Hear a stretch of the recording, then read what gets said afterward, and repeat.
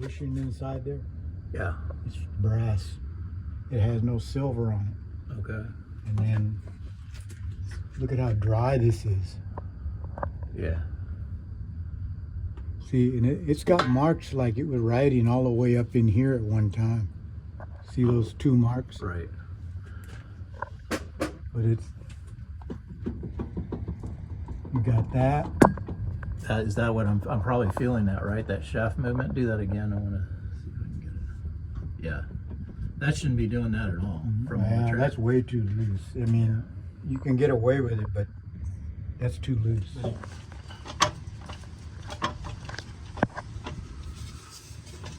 Still got movement in it, don't it? That's where it was riding probably when the wheels were lowered right there. And now it's out here, Now and that's where we're getting that flop. it's right about here. Yeah, so now I get this See, movement that- right. That's awful loose. Okay. Preferred location, slide that into where you think it should be, all the way up to where it's shiny there, at least. Probably there. Now move it. See if it moves any better.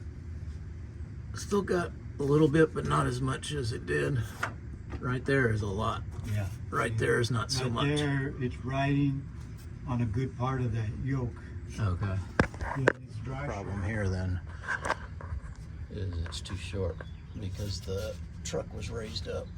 So you measure the distance from that line right there to the center of that is, you know, what Yeah, so we can lengthen the. you got it in there far enough. Yeah. Okay, you can go in all the way. Now move it. See if it goes up and down.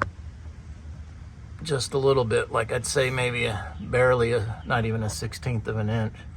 That's good right there too. Okay, where we're riding at